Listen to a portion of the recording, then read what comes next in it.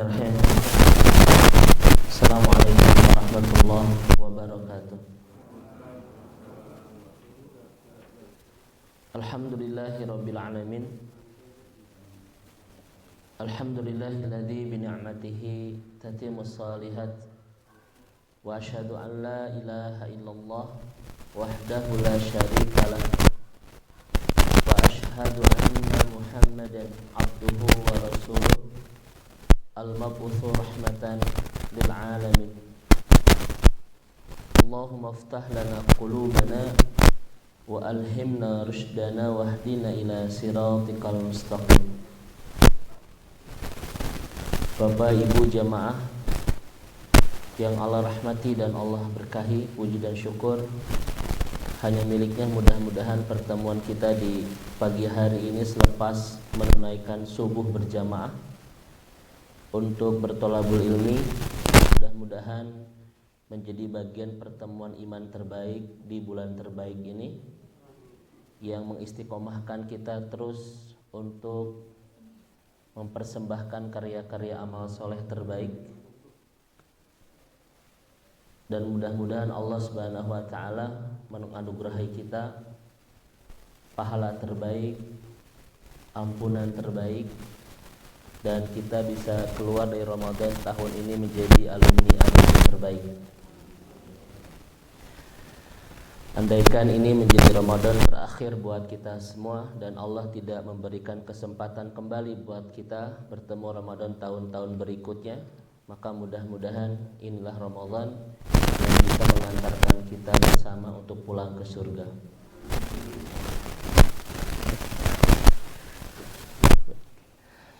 Bapak Ibu yang Allah rahmati dan Allah berkahi, hari ini kita akan lebih dalam, lebih jauh, lebih akrab untuk berta'aruf, berkenalan dan hidup bersama salah satu nama Allah yang begitu indah, yang di dalam Al-Quran hanya disebut di satu surat, satu ayat saja, yang dengan nama ini kita akan semakin baik sangka kepada Allah Subhanahu wa ta'ala, semakin bersyukur atas segala anugerah yang Allah hantarkan dan haturkan di kehidupan kita, semakin ingin terus sibuk bersamanya dan indah dalam melaksanakan ketaatan kepadanya. Kita akan bersama nama Allah As-Salam, Allah yang maha memberikan keselamatan, kesejahteraan dan kebahagiaan. Bapak Ibu yang Allah rahmati dan Allah berkahi, nama Allah As-Salam ini hanya bisa kita temukan di satu surat, ya, di satu ayat, yaitu Al-Hasyr ayat 23. A'udzu billahi minasyaitonir rajim. Huwallazi la ilaha illa huwal malikul quddusus salam al-mu'minul muhaiminul azizul jabbarul mutakabbir. Inilah satu ayat yang memperkenankan kepada kita nama Allah yang akan kita kenali dan ta'arufi pagi hari ini, yaitu Allah As-Salam. Bapak Ibu yang Allah rahmati, secara bahasa As-Salam ini kalau kita lihat dalam berbagai literatur itu setidaknya menemukan 5 arti, ya, secara bahasa. Yang pertama adalah as-salamatu, yaitu keselamatan. Yang kedua adalah as-sihatu, yaitu kesehatan. Kemudian al-khairu, yaitu kebaikan, al-hisana, penjagaan dari Allah Subhanahu wa ta'ala. Dan terakhir adalah as-sa'adah, yaitu kebahagiaan. Makanya saya sudah sampaikan, ketika kita mengucapkan assalamualaikum kepada saudara kita setiap pertemuan-pertemuan indah kita, kita sedang mendoakan 5 hal kepada saudara kita. Semoga Anda dalam keadaan penuh keselamatan, kesehatan, kebaikan, penjagaan dari Allah, dan hidup penuh dengan kebahagiaan. Inilah 5 arti dari as-salam. Makanya ketika ibu dan bapak mengucapkan salam itu penuh dengan doa yang sangat dalam. Makanya kenapa Rasulullah SAW mewajibkan kepada kita ketika ada yang mengucapkan salam kita wajib menjawabnya. Kenapa? Karena ini bukan sekedar basa-basi sapaan di setiap pertemuan, Pak, tetapi mengandung doa yang teramat dalam. Semoga Anda selamat, sehat, hidup penuh kebaikan, dijaga sama Allah dan penuh kebahagiaan. Makanya kalau kita lihat dalam kitab Subulus Salam, para sahabat Rasulullah itu setiap bertemu mengucapkan Assalamualaikum, terpisah oleh pohon. Ketika bertemu lagi kata Imam Syon'ani Assalamualaikum. Setiap pertemuan begitu, walaupun terpisah oleh dinding dan sebagainya, kadang senantiasa mengatakan apa?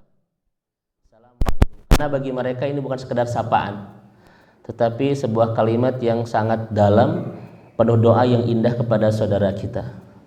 Nanti ibu praktekkan di rumah ya bu ya. Ketemu bapak, assalamualaikum. Ke dapur heula, ketemu lagi, assalamualaikum. Ibunya sih ketemu lagi terus ya gitu ya. Kata bapak bu damang.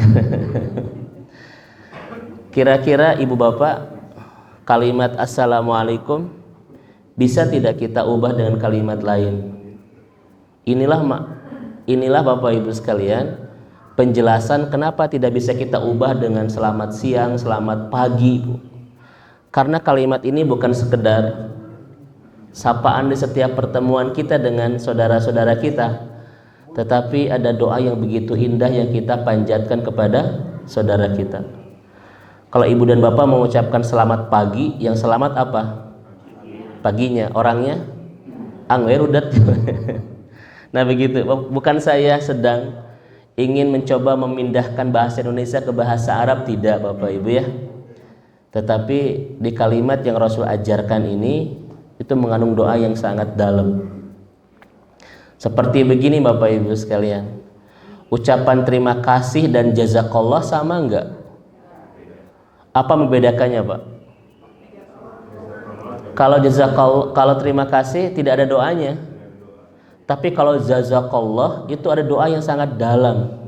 Kita melibatkan Allah untuk membalas balasan kebaikan saudara kita dengan yang lebih baik. Jazakallah, semoga Allah membalasmu. Tambahkan khairan katsira, dengan balasan yang begitu banyak, Pak. Ya. Tapi ibu-ibu biasanya sama saya, Ustadz jazakillah centu ya. Padahal jazakillah buat siapa bu? Iya gitu ya. Ustadz jazakillah. Laki-laki jazakumullah, perempuan jazakillah. Baik. Ini secara bahasa tentang Allah As-Salam. Makanya ibu dan bapak, kata Yusuf Qardawi, ketika kita sholat itu diawali dengan takbir dan diakhiri dengan salam. Kata beliau ini menunjukkan dua isyarat besar. Hasil dari sholat kita harus memperkuat hubungan kita dengan Allah yang kita mulai dengan takbir, dan hasil kedua adalah harus mengindahkan hubungan kita dengan sesama karena kita mengatakan assalamualaikum. Itulah dua isyarat besar yang disampaikan Dr. Qardawi ketika kita melaksanakan sholat. Diawali dengan takbir untuk menguatkan hubungan kita dengan Allah, dan diakhiri dengan salam untuk mengindahkan hubungan kita dengan sesama. Walaupun ulama sepakat salam dalam sholat itu ta'abud, jadi tidak usah dijawab. Misalnya Ustadz Farhan assalamualaikum, kata jawab waalaikumsalam, nggak usah Bapak Ibu ya, karena ini salam ta'abud ya. Tidak usah ada jawaban. Baik Bapak Ibu yang Allah rahmati dan Allah berkahi, Imam Al-Ghazali memberikan 4 penjelasan kenapa Allah Subhanahu wa taala memperkenankan namanya kepada kita dengan nama yang begitu indah, yaitu Allah As-Salam.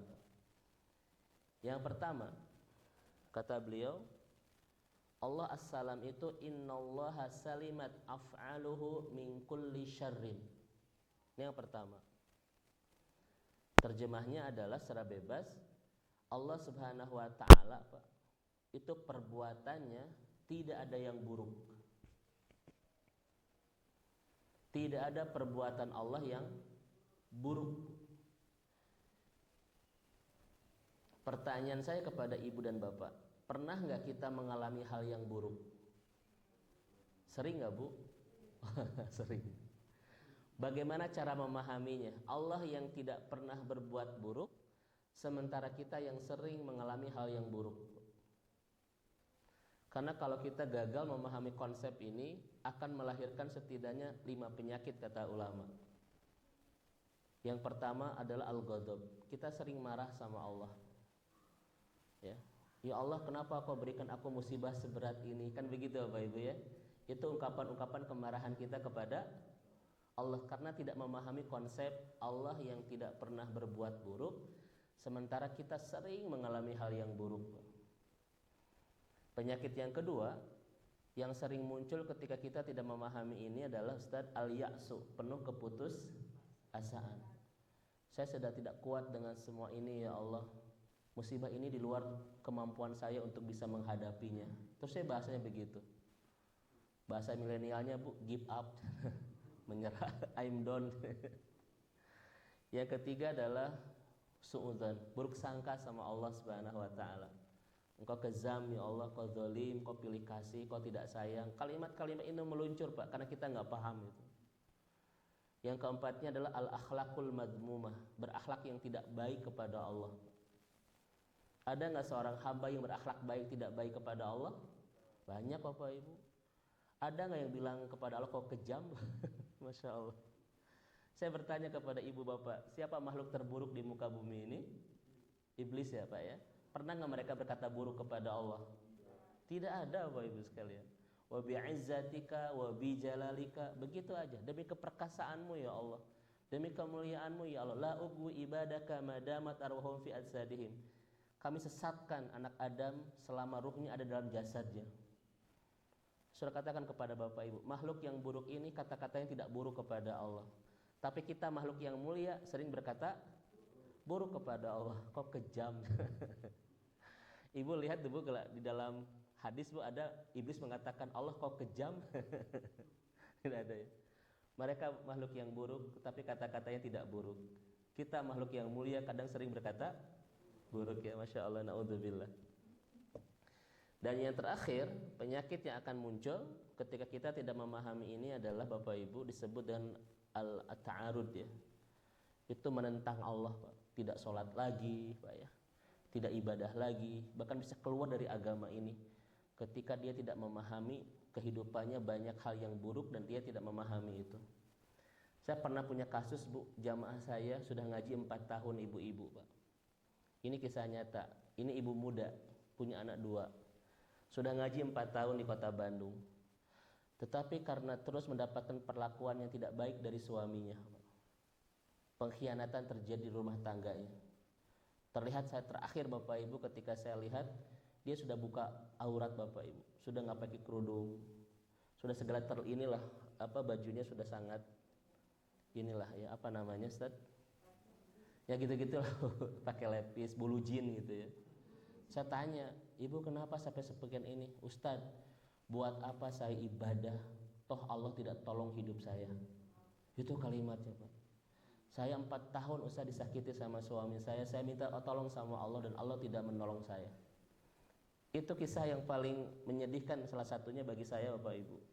Gara-gara tidak memahami musibah yang terjadi dan padahal dia ta'arud Ustadz. Dia tidak ngaji lagi, boro-boro tidak sholat lagi Bapak Ibu sekalian. Alasannya buat apa saya ibadah toh Allah tidak tolong hidup saya. Naudzubillah. Nah oleh karena itu Bapak dan Ibu yang Allah rahmati dan Allah berkahi, mari kita pahami Allah yang tidak pernah berbuat buruk, sementara kita sering mengalami hal yang buruk. Itu bagaimana cara memahaminya? Saya akan mengambil kesimpulan Pak. Mohon maaf, pernah saya sampaikan sebuah contoh dari Profesor Ratib An-Nablusi. Ketika ada seorang dokter Pak mengobati pasien, katakan misalnya penyakitnya penyakit tumor dan lain sebagainya begitu. Siapa yang saat ini sedang Allah uji sakit, semoga segera Allah sembuhkan. Misalnya ada seorang pasien punya penyakit tumor, oleh dokter dibedah kulitnya Pak, dirobek dagingnya, putus urat sarafnya, dibongkar tulangnya, darah kemana-mana untuk diambil penyakit itu. Pertanyaan saya kepada Bapak Ibu, dokter sedang nyakitin atau sedang menyelamatkan? Kan kulitnya Pak disuntik ke lah Pak, nyerinya disuntik Bu. Disuntik tuh dibedah. Wah, dirobek sadayana Pak. Sampai tulang aja dibongkar untuk darah kemana-mana. Untuk diambil penyakitnya itu. Apakah dokter sedang menyelamatkan atau sedang menyakiti? Nah, kadang dalam hidup kita seperti itu Pak oleh Allah itu. Kadang kita dilukai oleh Allah Subhanahu wa taala. Kadang kita disakitin perasaan kita sampai air mata kemana-mana Bapak Ibu. Allah sedang tidak menyakiti tetapi sedang menyelamatkan. Kenapa? Karena musibah di tangan Allah seperti pisau bedah di tangan dokter. Itu kalimatnya. Apa Bu? Musibah di tangan Allah seperti pisau bedah di tangan dokter. Kemasannya mungkin nyakitin, tetapi itu bukan nyakitin, nyelamatin Bapak Ibu. Allah tidak pernah berbuat buruk. Keburukan itu sementara petugas sedang mengoperasi. Ujungnya adalah perbaikan, penyelamatan dan kebahagiaan. Betul? Ini Bapak dan Ibu. Tetapi masalahnya saya bertanya kepada Bapak Ibu. Dokter mungkin nggak cinta sama kita. Mungkin pasti cinta tak? Belum tentu. Bukan tidak, belum tentu. Mulai tidak teuing Ibu. Ketika dokter menyelamatkan kita, mengoperasi kita, belum tentu dia mencintai kita, Pak. Ya kan? Ya? Saya juga tidak bahas itu ya, Pak. Belum tentu sekalian. Tapi Allah sudah sangat pasti mencintai kita. Masalahnya, kenapa kita ridho disakiti oleh dokter tetapi jarang ridho disakiti sama Allah itu? Itu pertanyaannya, Pak. Dokter itu kalau ngoperasin kita belum tentu sayang sama kita. Belum tentu cinta, punten Pak ya. Mudah-mudahan dokter-dokter kita adalah dokter-dokter yang sangat sayang kepada pasien insyaallah. Tapi mungkin ada yang tidak sayang. Betul kata Bapak, mungkin karena profesional aja ya. Sebuah profesi itu. Tetapi kenapa kita ridho disakiti oleh dokter, Bu? Sampai kita bayar semahal apapun. Padahal kita disakiti itu, Ustaz. Tapi kenapa banyak di antara kita yang gak ridho disakiti sama Allah, padahal tidak ada yang paling mencintai kita kecuali Inna Allahu arhamu bika min ummika. Cintanya Allah kepada kita jauh melebihi seorang ibu yang sayang kepada anaknya itu. Ada nggak Bapak Ibu orang yang marah-marah disakiti sama dokter? Dokter, kenapa kau suntik aku? Kenapa kau operasi? Wah gitu, nggak ada. Malah akan bilang apa? Terima kasih dan berapapun dibayar Bapak Ibu sekalian. Kenapa kita tidak lakukan itu kepada Allah itu? Allah yang sangat sayang sama kita, yang penyelamatannya tidak hanya untuk dunia tapi untuk akhirat kita Bapak Ibu sekalian. Kepada dokter nggak ada yang marah-marah, itu dibayar.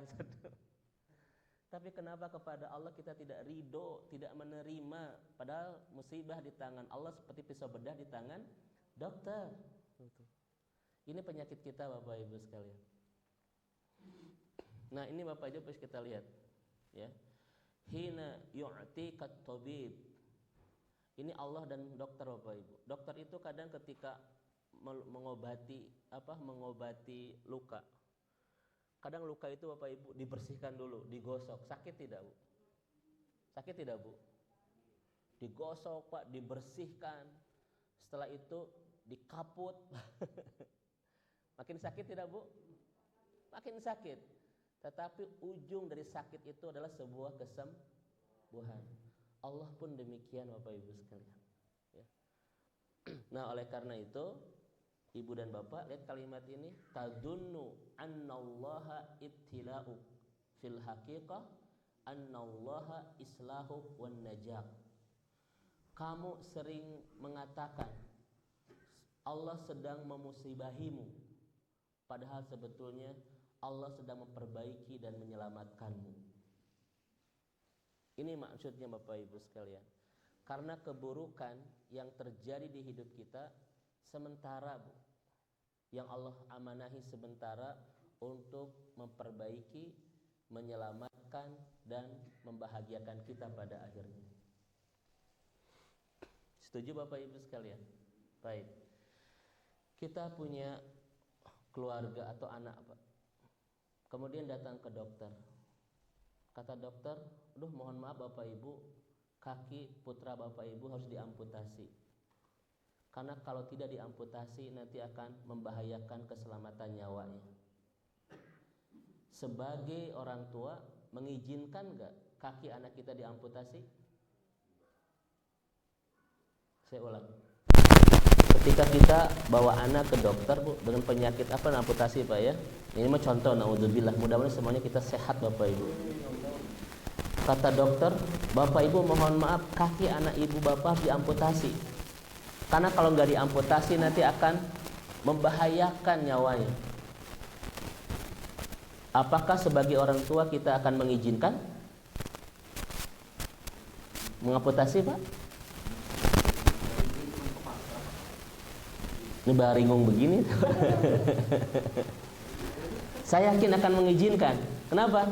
Karena kalau tidak diamputasi akan membahayakan nyawa. Apakah izin kita untuk menyakitin atau untuk menyelamatkan? Selamatkan Bapak Ibu. Punten Bapak Ibu, dalam hidup kita pun banyak yang Allah amputasi.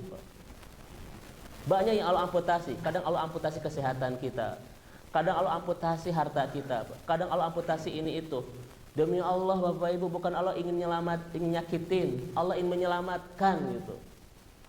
Karena kalau tidak diamputasi, khawatir nanti membahayakan nyawa, Pak. Khawatir Bapak Ibu melampaui batas itu. Makanya banyak yang Allah amputasi.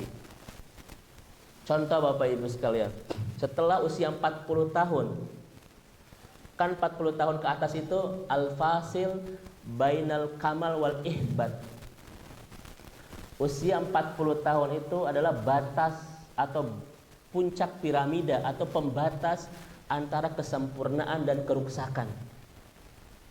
Jadi setelah 40 tahun Bapak Ibu, sesuatu yang tadinya indah menjadi rusak semuanya. Betul Pak? Kulit Bu melonggar, bukan melonggar, kulit apa? Mengkriut. Kecantikan memudar, ketampanan Bapak pun mengurang Pak ya. Stamina melemah, sel merusak Pak. Semua rusak gitu.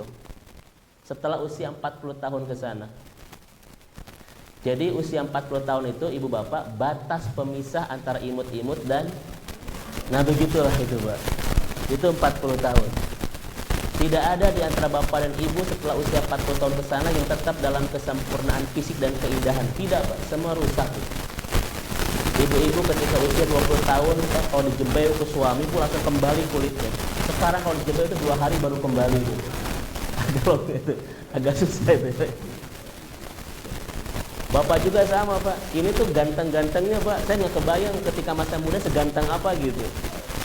Ini sudah usia, ada yang sudah 40, 50, 60 Pak. Tapi gantengnya masih ada sisa-sisa. Itu sisa itu Pak. Itu sisa Pak. Nggak kebayang ketika usia 20-nya ya, Masya Allah. Karena tidak ada kata Allah itu Bapak Ibu sekalian, setelah usia 40 tahun yang tetap bertahan dalam kesempurnaan. Semuanya rusak Bapak Ibu. Kan dalam ayat itu saat Farhan ya, apa? Tsumma ja'ala min ba'di quwwatin dha'fan wa syaibah, kan begitu. Kita diciptakan dalam keadaan lemah, setelah lemah dikuatkan dan dikuatkan kembali menjadi lemah kata Allah. Coba saya bertanya kepada ibu bapak sekalian, apa hikmahnya setelah usia 40 tahun ke sana Allah melemahkan semua kesempurnaan di fisik kita? Satu Bapak Ibu, itu cara Allah mencintai kita agar kita berhenti dari kemaksiatan. Betapa banyak kemaksiatan yang sudah kita tinggalkan gara-gara fisik kita yang sudah melemah itu. Itu cara Allah mencintai kita ibu bapak sekalian. Pak, ayo Pak, kali mah terus kolot besok itu dong. Ya kan namanya. Itu cara Allah mencintai kita. Karena kalau Bapak Ibu fisiknya tetap prima, tetap indah, tetap sempurna, boleh jadi banyak kemaksiatan yang tidak bisa kita tinggalkan itu. Betul Bapak Ibu? Sekarang mari Bapak Ibu coba kita lihat, banyak gak kemaksiatan yang sudah kita tinggalkan gara-gara fisik kita yang sudah melemah? Ustadz, sanes teu hoyong, tos teu kiat. Kan begitu Bapak Ibu ya kalimat-kalimatnya itu. Saya nggak yakin Bapak dan Ibu di usia sekarang masih nongkrong di Dago sampai jam 2 pagi itu Pak. Saya nggak yakin itu, paling sampai subuh itu ya. Saya nggak yakin Pak masih ada di klub malam. Kalau ini mah tidak ada jejak Ini mas insya Allah dari awal tarawih gini Pak. Ini wajah-wajah ahli surga semua itu. Tapi betapa banyak Bapak Ibu sekalian. Makanya sekarang saya sudah masuk usia 40 Ustaz Farhan.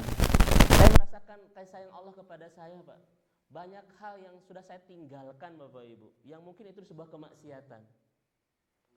Ketika kita mengkhawatirkan di hari tua, padahal itu cara Allah mencintai kita loh. Ada nggak Bapak Ibu orang yang khawatir ketika di menua itu? Banyak, padahal itu cara Allah mencintai kita agar kita berhenti dari segala kemaksiatan. Andaikan kita diciptakan seperti batu Bapak Ibu, tidak mengalami kelemahan atau seperti perhiasan yang makin lama makin mengkilau itu, wah nggak kebayang seberapa banyak kemaksiatan yang masih kita lakukan.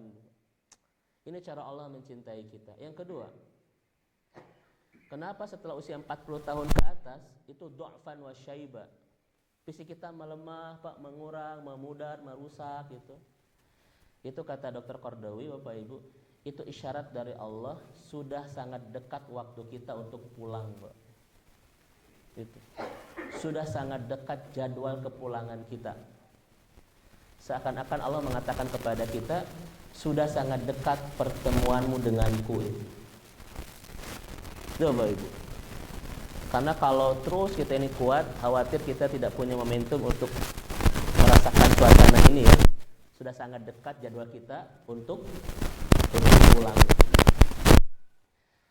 Baik, Ibu dan Bapak yang Allah rahmati dan Allah berkahi. Contoh kedua misalnya,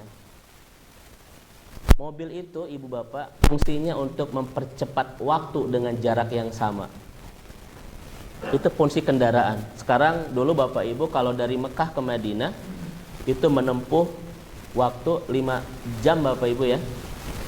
Dulu Rasul itu 10 hari karena pakai unta. Kita kalau haji dan umroh hanya menempuh waktu 5 jam. Dan sekarang sudah ada kereta dan bisa dipakai. Kalau Bapak Ibu umroh atau haji sekarang itu sudah bisa pakai kereta itu. Cuma 2 jam kurang. Ya. Saya insya Allah nanti tanggal 21 berangkat Bapak Ibu sekalian. Dan Bapak Ibu sudah bisa pakai itu kereta ini ya. Makin canggih, makin waktunya makin berkurang dengan jarak yang sama. Pertanyaan saya kepada Ibu Bapak, kalau mobil itu fungsinya mempercepat waktu dengan jarak yang sama, nah ayat reman itu.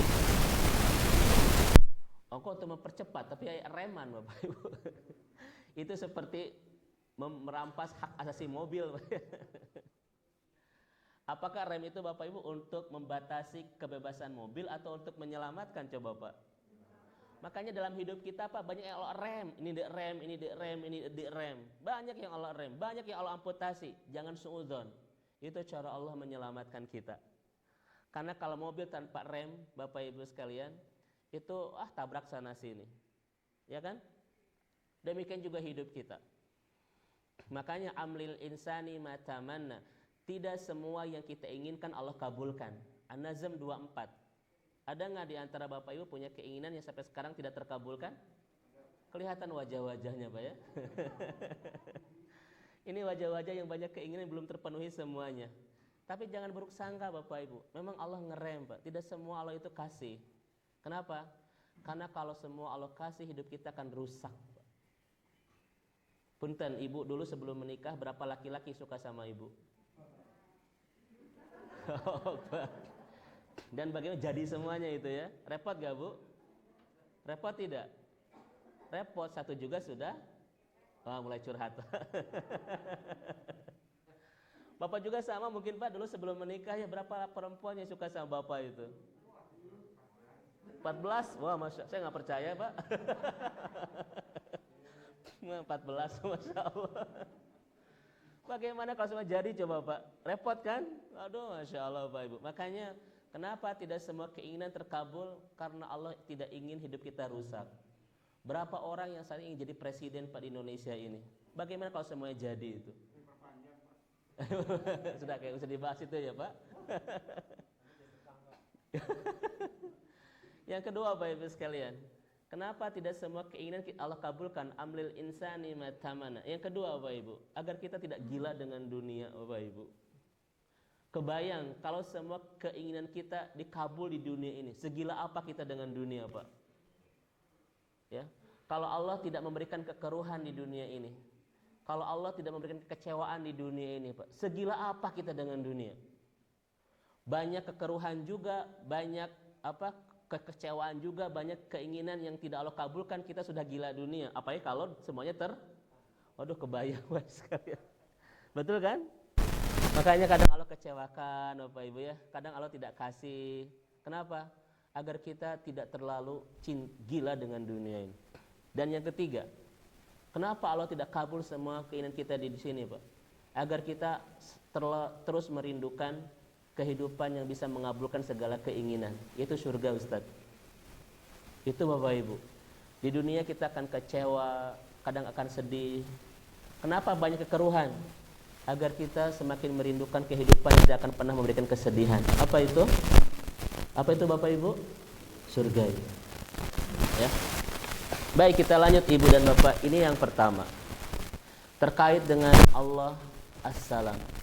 Maka teorinya Bapak dan Ibu sudah saya sampaikan di awal dulu.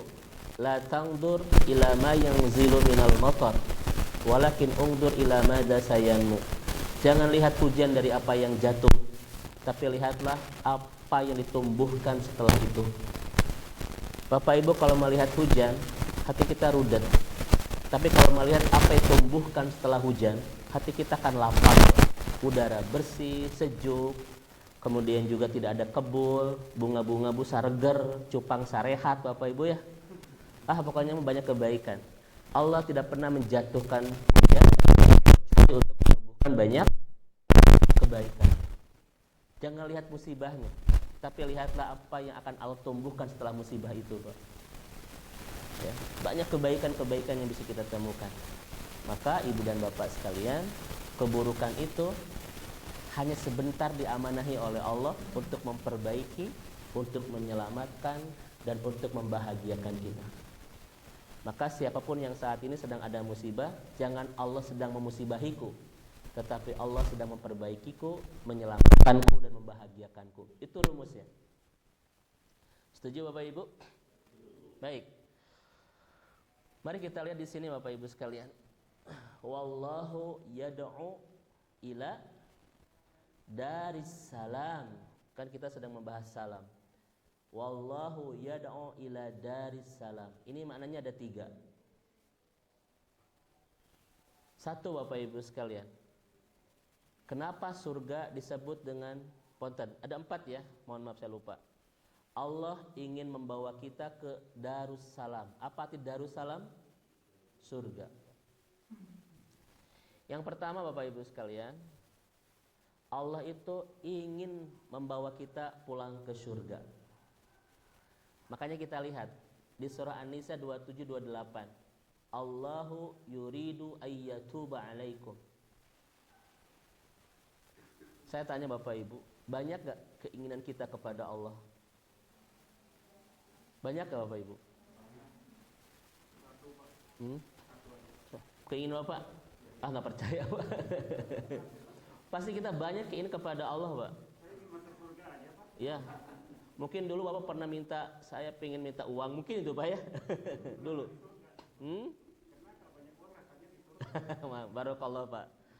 Mungkin Bapak 1, tetapi yang lain banyak Pak. Ini kelihatan wajah-wajahnya. Pernah nggak Bapak Ibu bertanya apa yang Allah inginkan dari kita? Karena kita terlalu sibuk menginginkan apa yang kita inginkan dari Allah, sampai kita lupa bertanya apa yang Allah inginkan dari kita. Keinginan kita kepada Allah banyak, tetapi di surah An-Nisa ini betul Pak, keinginan Allah kepada kita cuma 1. Allahu yuridu ayyatuba alaikum. Allah hanya ingin memaafkan kita aja itu. Itu keinginan Allah dari kita, Pak. Allah hanya ingin mengampuni dan menerima kita ketika bertobat, itu saja. Pertanyaannya kenapa? Itu dijawab oleh ayat 28-nya. Yuridu ayyukhaffifa ankum. Karena Allah ingin meringankan kita. Kenapa Allah ingin meringankan kita? Karena Allah Maha tahu tidak ada di antara kita yang akan kuat disiksa api neraka. Allah Maha tahu itu. Apa keinginan Allah kepada kita? Hanya ingin memaafkan. Kenapa Allah ingin memaafkan kita? Karena ingin meringankan. Kenapa Allah ingin meringankan kita? Karena Allah Maha tahu tidak ada di antara kita yang akan kuat disiksa beratnya api neraka. Makanya keinginan Allah cuma satu, ingin bawa kita ke surga. Karena Allah tahu tidak ada di antara kita yang akan sanggup disiksa dengan api. Wah, nggak ada yang kuat Bapak Ibu. Itu yang pertama. Makanya jangan pernah kecewakan Allah dengan tidak menemukan kita di surga. Tugas kita saat ini Bapak Ibu, bagaimana kita bisa bersama-sama ke. Nah itu yang pertama Bapak Ibu sekalian. Yang kedua, kenapa surga disebut dengan Daru Salam? Yang kedua Ibu dan Bapak sekalian, salam itu tadinya artinya apa? Kebahagiaan, kedamaian ya. Artinya ketika Bapak Ibu ke surga, itu tidak akan pernah merasakan apa-apa kecuali kebahagiaan saja. Ibu mungkin nggak berudat di surga? Cemburu di surga? Tidak akan pernah ada. Karena Allah hanya menciptakan satu rasa saja di surga, yaitu bahagia. Dan hanya mencipta satu rasa di neraka, yaitu menderita. Bapak di sini misalnya ada yang salesma, ada yang flu, Pak, tidak akan pernah dibawa ke surga. Ditanya di surga, Pak masih batuk, mohon itu di Cimahi masih batuk, gitu. Itu tidak akan ada, Pak. Karena salam semuanya tidak ada yang sakit, semua sehat Bapak Ibu sekalian. Dan rasa kita cuma satu, yaitu bahagia. Kalau Bapak Ibu di dunia banyak yang kadang tidak bahagia, bersabar, Pak, itu sementara, ya. Pada akhir nanti di surga Bapak Ibu tidak akan pernah mengalami kesedihan saja, kesempitan, nggak akan pernah semuanya. Darussalam, Masya Allah. Yang ketiga, apa maksudnya Darussalam Bapak Ibu sekalian? Rumah yang penuh dengan kebahagiaan. Tidak ada orang yang bisa ke surga yang hatinya tidak salam gitu. Gitu. Kalau hati kita tidak salam atau sodar Pak ya, tidak bersih Pak, tidak ini, tidak itu tidak tepat datang dan masuk ke. Contoh, apa kata Rasul? La yadkhulul jannata man kana fi qalbihi dzarrah minal kibr. Tidak akan pernah ke surga orang yang di hatinya ada dzarrah, Bu. Apa dzarrah itu? Bagian terkecil di suatu. Tidak akan pernah ke surga orang yang di hatinya ada kesombongan walaupun segede dzarrah itu. Itu kata Rasulullah, Pak. Kenapa? Karena surga itu Darussalam dan tidak ada yang bisa masuk ke dalamnya kecuali yang hatinya penuh dengan salam. Hati yang tidak salam, penuh kedengkian, penuh kebencian, penuh buruk sangka, penuh kesombongan, nggak mungkin itu bisa ke surga. Sampai-sampai Rasul bilang begitu. Contoh Bapak Ibu sekalian. Ibu Bapak, kita punya madu setengah dicampur oleh air seperapat. Punya susu setengah gelas dicampur air seperapat, masih bisa minum tidak? Bapak Ibu mau minum nggak Pak? Susunya setengah dicampur air seperapat, masih mau minum tidak? Masih Pak. Tetapi kalau susunya setengah ditetesin bensin 2 tetes, mau minum nggak Pak? Itulah kesombongan Pak. Walaupun beberapa tetes ngerusak gitu. Seperti bensin netes ke susu tadi. Ada yang mau minum Bapak Ibu? Saya yakin nggak akan ada yang mau loh. Seperti itu Bapak Ibu ya, kesombongan dan penyakit-penyakit hati yang lain seperti tetesan-tetesan bensin ke dalam susu itu. Ngerusak semuanya. Makanya Ibu dan Bapak, bagaimana cara kita punya hati yang salam agar bisa tinggal nanti di Darussalam. Karena Allah menciptakan surga disebut dengan Darussalam, itu menunjukkan kepada kita nggak mungkin ada yang masuk ke sana kalau hati kita tidak salam. Dan terakhir Bapak Ibu sekalian, kenapa Allah menyebut surga dengan Darussalam? Mohon maaf, kenapa Allah membawa kita ke surga? Ketika Bapak Ibu berbuat kekhilafan, dibiarkan nggak sama Allah? Dibiarkan nggak? Tidak akan pernah dibiarkan Pak. Kenapa? Karena Allah ingin bawa kita ke surga. Itu. Makanya setiap ada masalah pada hidup kita, ada sesuatu yang menyakiti dan sebagainya, rasakan ini. Oh, Allah sedang ingin membawa kita kembali untuk di jalur surga itu. Itu Bapak Ibu sekalian. Tidak akan pernah ada yang Allah biarkan ketika kita berbuat khilaf. Kenapa? Karena Allah pengen membawa kita ke surga. Maka siapapun yang hidupnya merusak masa depan surganya, tidak akan pernah Allah biarkan. Ada nggak saat ini orang yang merusak masa depan surganya? Banyak Bapak Ibu. Tidak akan Allah biarkan. Kadang Allah itu nanti hukum, hukuman itu bukan keburukan, tapi cinta Allah agar dia kembali ke jalan yang tepat untuk membawa dia kemana?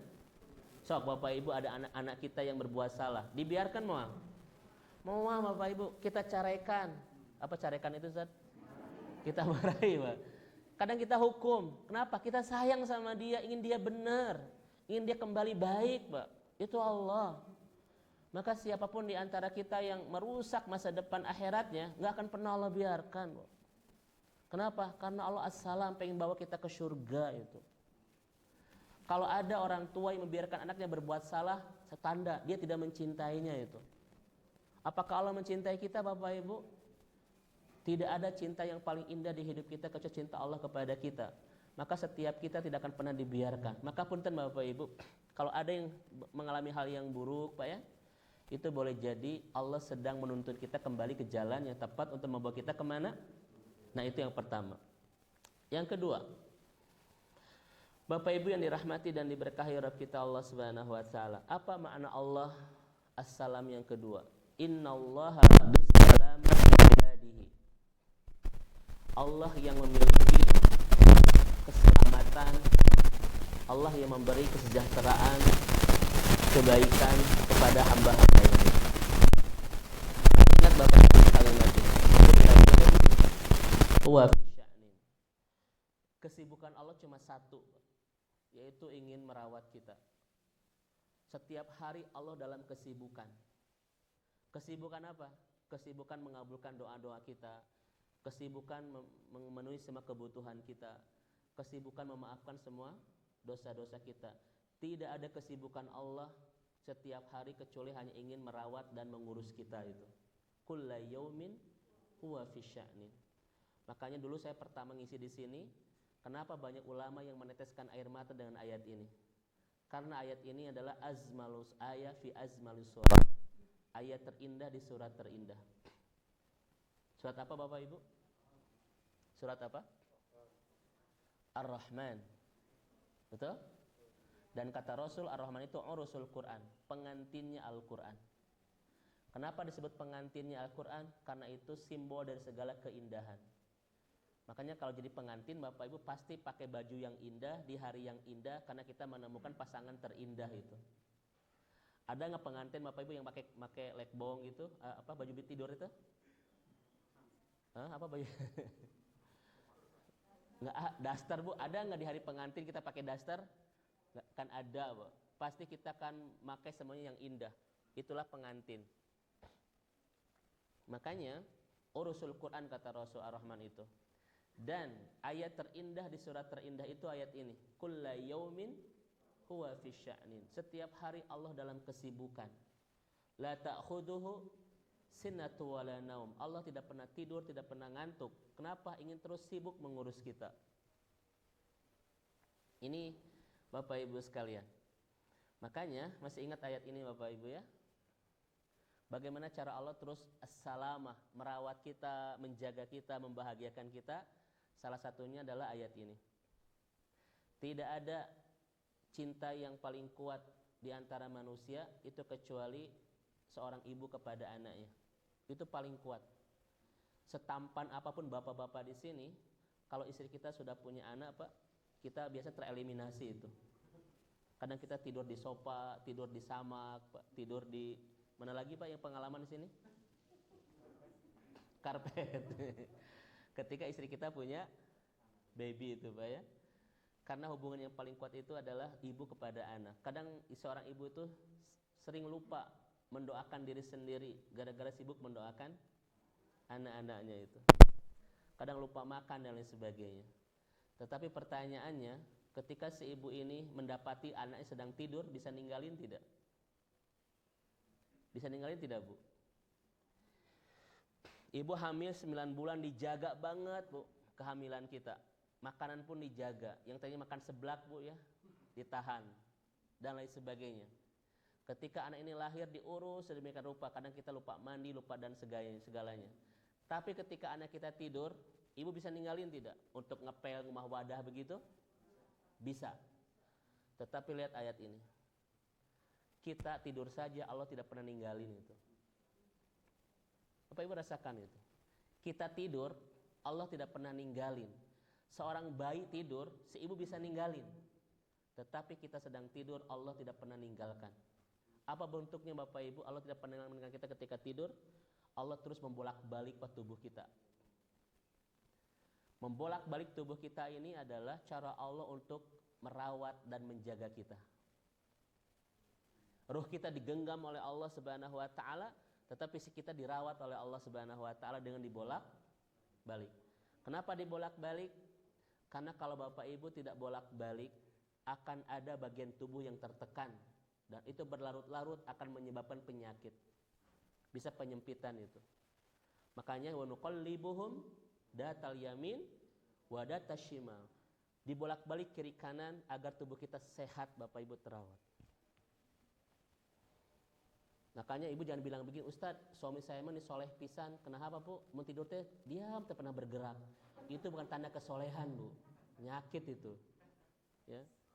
Karena bagian tertekan terus bertahun-tahun itu menyebabkan penyakit. Maka kalau suami Bu makin motah tidurnya itu makin sehat. Terima kasih ya Allah. Ibu kata Jung sama gubrak ke bawah Bu ya. Terima kasih ya Allah. Itu tanda suami sehat. Ya, apakah selama tidur Bapak Ibu merasa nggak kita dibolak-balik sama Allah? Tidak. Bisa nggak direncanakan nanti malam saya mau 17 kali bolak-balik? Tidak. Itu semuanya adalah Allah As-Salam menjaga kita itu. Masya Allah. Ya. Makanya Bapak itu bolak-balik Pak itu sehat. Yang tidak sehat itu bolak-baliknya bolak ke rumah ini, balik ke rumah ini, itu nggak sehat. Maksudnya kiri kanannya bukan ke rumah ini itu begitu. Baik Ibu dan Bapak, ini yang pertama ya. Bapak Ibu lihat tubuh kita Pak, bagian-bagian yang penting itu dijaga dengan tulang yang sangat kuat. Coba lihat, otak dijaga dengan tulang yang sangat kuat, mata dijaga dengan tulang yang sangat kuat, jantung dijaga rongga yang sangat kuat. Betul Bapak Ibu ya? Kenapa? Allah As-Salam sekali. Bagian-bagian terpenting di tubuh kita lihat semua dijaga dengan tulang yang kuat. Apalagi coba Bapak Ibu sekalian, yang penting itu semua dijaga itu. Karena Allah As-Salam.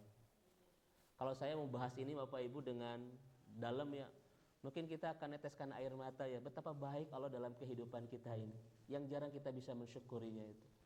Masya Allah. Baik, kita lanjut yang kedua, yang ketiga karena waktu. Siapa Allah As-Salam itu? Yang ketiga adalah innaka idza dzakartahu sya'arta bisalam. Indah sekali ayatnya. Apa penjelasannya? Karena sungguhnya engkau ketika menyebut namanya, maka hati Anda akan mendapatkan dan merasakan salam, ketenangan dan ketentraman. Semakin banyak lisan kita menyebut namanya, semakin terasa di hati kita ketenangan dan kedamaian. Tidak ada satu nama yang kita sebut di lisan kita memberikan efek tenang di hati kita kecuali nama Allah. Kalau Bapak Ibu tidak percaya, sok silakan. Sering sebut nama Allah di lisan kita, maka hati kita akan menemukan banyak ketenangan. Betul? Apa ayatnya Bapak Ibu sekalian? Ala bidzikrillah. Masya Allah. Ini ayatnya. Tidak ada nama yang kita sebut di lisan kita pasti memberikan efek tenang di hati kita itu kecuali nama Allah saja. Bahkan nama pasangan saja kalau kita sebut belum tentu Pak itu memberikan efek ketenangan. Punten Bapak Ibu sekalian. Bisa kan Pak ya? Apakah semua orang ketika menyebut nama pasangannya memberikan efek tenang di hati? Belum tentu. Bahkan ada yang ketika menyebut nama pasangannya itu Pak menghilangkan ketenangan di hati. Ada mungkin saja. Asalnya mah tenang Pak, ketika sebut nama pasangannya ya rudet gitu ya. Itu mungkin ada. Maka ibu dan bapak, kalau ingin menemukan hati yang penuh dengan ketenangan dan kedamaian, ini ayatnya. Seringlah hati kita dipenuhkan, ruangin dengan nama Allah. Seringlah bibir kita untuk disibukkan dengan menyebut nama Allah dalam zikir-zikir kita, dalam tasbih kita, dalam tahmid kita. Itu akan memberikan efek ketenangan di hati kita, Bapak Ibu sekalian. Inilah makna as-salam. Seringlah menyebut namaku agar engkau semakin tentram dan damai di hatimu. Saya bertanya kepada Bapak Ibu, zikir apa yang paling utama? Tilawatul Quran. Sok Bapak Ibu, akrab dan romantis bersama Al-Quran dan rasakan apa yang terjadi di hati kita itu. Tenang Pak, damai, bahagia. Karena di dalamnya Bapak Ibu sekalian, kita akan banyak menyebut nama Allah Subhanahu wa taala. Saya bertanya kepada Ibu dan Bapak, berapa kata Allah disebut dalam Al-Quran? Berapa itu Bapak Ibu? 2698 kali. Itu Ustaz, belum nama ilahnya, belum nama-nama asmaul husnanya. Makanya kalau kita membaca Al-Quran, membaca ayat demi ayat, itu Bapak Ibu sekalian, makin nenangin di hati itu. Ya. Apa kata Ibnu Umar? Alaikum bidzikrillah fa inna lahu syifa wa iyyakum bidzikrinnas fa inna lahu da. Hendaklah kalian banyak menyebut nama Allah karena itu syifa, penyembuh luka. Wa iyyakum bidzikrillah fa inna lahu da. Dan jangan sering menyebut nama orang karena itu penyebab luka itu. Itu bahasanya. Sering menyebut nama Allah penyembuh luka, sering menyebut nama orang penyebab luka. Maka alaikum bidzikrillah wa iyyakum bidzikrinnas. Tapi masalahnya Bapak Ibu, kalau kita jarang menyebut nama Allah, pasti sering nyebut nama orang. Makanya orang yang gibah itu tanda dia jarang sibuk dengan nama, jarang baca Al-Quran itu Bapak Ibu. Karena lisan itu akan senantiasa mengeluarkan kata-kata itu. Laki-laki itu pas sehari itu 7.000 kan? Perempuan berapa Bu sehari? 25.000. Hampir 5 lipat sekalian ya. Itu secara psikologi. Makanya kalau lisan kita jarang menyebut nama Allah, akan disibukkan terus menyebut nama orang. Makanya 2 rumus Bapak Ibu. Kalau ada orang yang sering menyebut nama orang, itu tanda dia jarang sering menyebut nama Allah. Yang kedua, kalau kita sering menyebut nama Allah, kita akan jarang untuk menyebut nama orang. Makanya semakin bersama Al-Quran, semakin tidak punya waktu kita untuk bergibah Bapak Ibu. Coba angkat tangan Bapak Ibu, 1 minggu ini Ramadan, lisan kita terjaga nggak untuk tidak menyebutkan nama orang? Kadang, aduh kamari Ustaz abi hilap. Kadang gitu ya Pak ya, keceplosan Ustaz. Kadang gitu Bapak Ibu, aduh Masya Allah ya. Makanya terus sibukkan kita bersama Al-Quran. Kemarin saya sudah bahas ya Ustaz ya, Imam Syafi'i hatam Al-Quran selama Ramadan berapa kali? Kata saya Bu, 60 kali. Imam Bukhari itu 40 kali, kan minimal Ibrahim An-Nakhi 30 kali. Di sini berapa kali Bapak Ibu modelnya yang mana dipilih? Model Imam Bukhari, Syafi'i atau Ibrahim An-Nakhi di sini Bapak Ibu? Ayo kita sibukkan dengan Al-Quran Ibu dan Bapak sekalian agar kita tidak punya waktu untuk banyak menyebut nama orang. Tenang, coba saya tanya Bapak Ibu punten. Lihat ayat ini. Innal insana khuliqa halu'a. Manusia itu tercipta dalam keadaan penuh keluh. Kecuali siapa? Illal musallin, kecuali orang yang salat, Bu.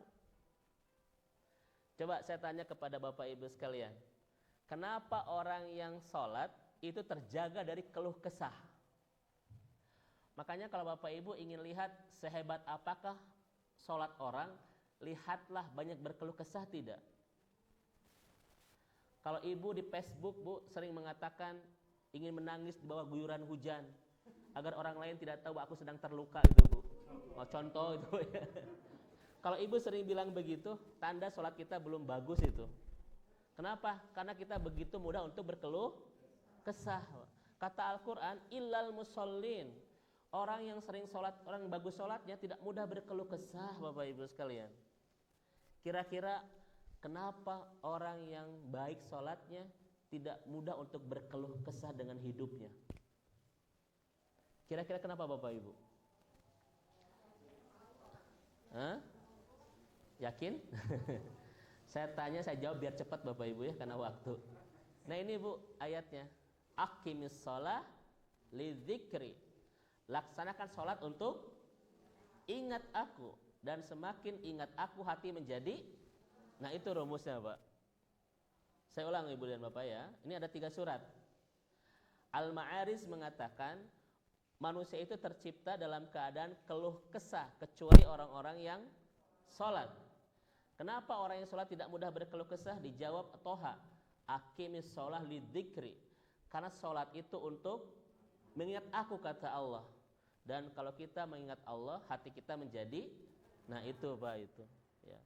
Jadi Al-Ma'arij ke surah At-Toha, ke surah Ar-Ra'd ayat 28. Mohon maaf, bukan ayat 23. Itu.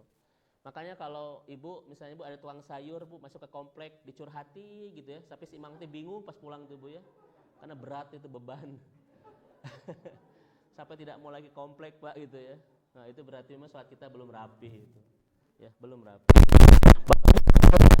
Ustaz, kan berkeluh kesah itu adalah manusiawi. Kan manusia diciptakan dalam keluh kesah. Bukan itu Pak maknanya. Kata Allah, kecuali orang yang. Nah itu Bapak Ibu, itu pentingnya. Makanya kalau kita tidak bagus sholatnya, akan mudah berkeluh kesah dengan hidup kita. Ya, baik, saya lanjutkan waktu.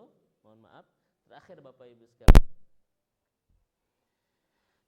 Apa kata Imam Al-Ghazali dengan nama Allah As-Salam? Innaka idza tabaqta syari'ahu yahdika subulas salam. Masya Allah.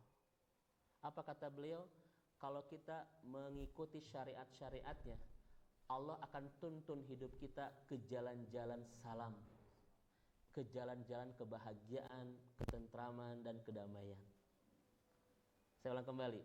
Kalau kita ngikutin syariat Allah, maka Allah akan bimbing hidup kita untuk menemukan jalan ketenangan, kedamaian, dan kebahagiaan. Maka ipunten Bapak Ibu, ketenangan dan kedamaian hidup tidak dibangun oleh keberlimpahan dan kemewahan, tetapi dari keindahan ketaatan kita kepada Allah. Itu rumus. Ada nggak yang berlimpah hidupnya tidak penuh ketenangan? Ada nggak orang yang tidak berlimpah tapi hidupnya penuh dengan kedamaian? Ada Bapak Ibu.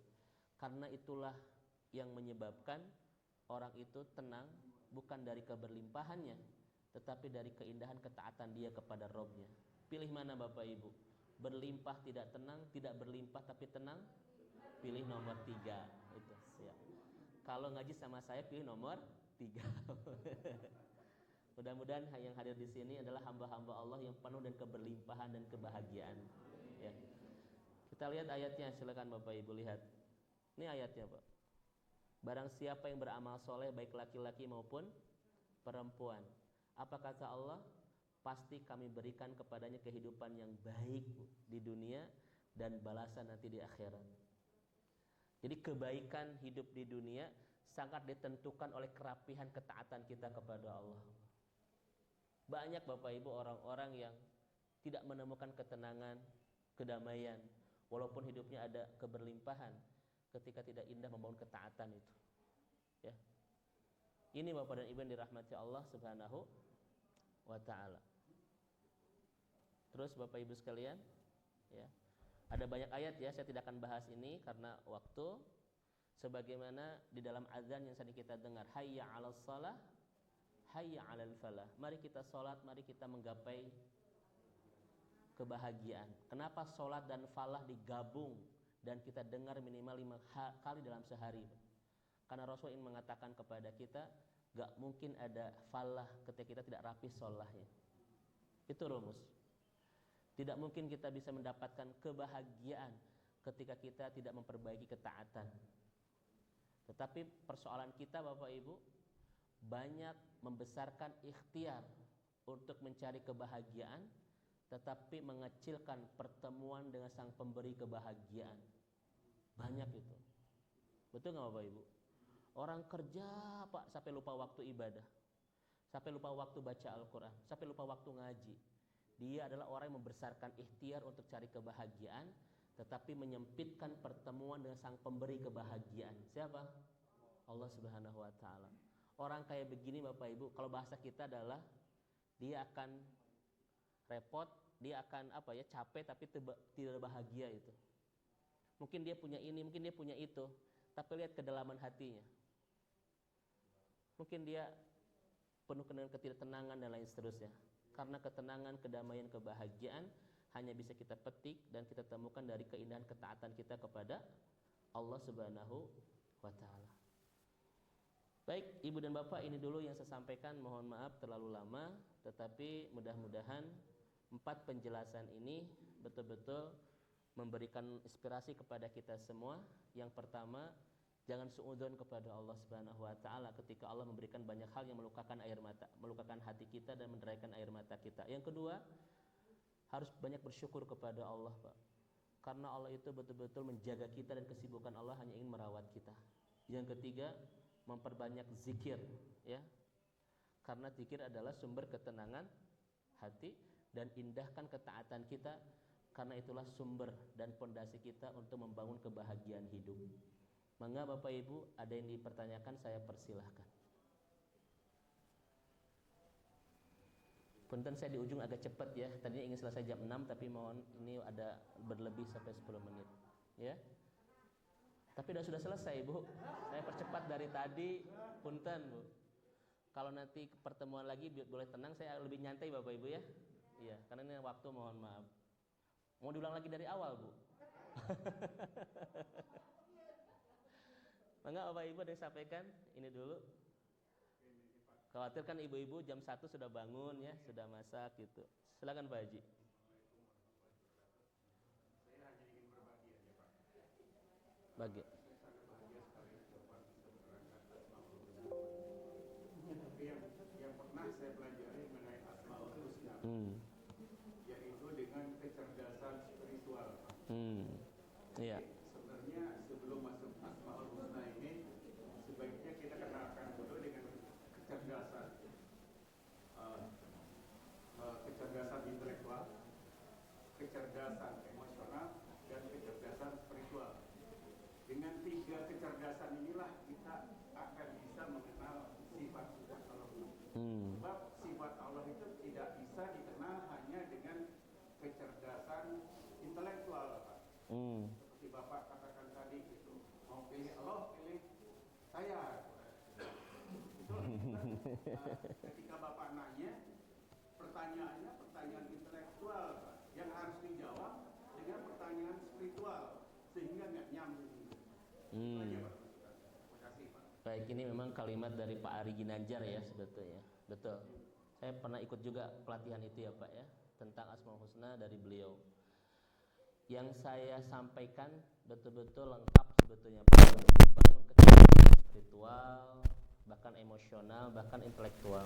Karena memang ada bahasan masuk nanti ke akidah, ada bahasan-bahasan masuk ke akhlak tadi kan Pak ya, juga ada bahasan-bahasan masuk ke hati tadi.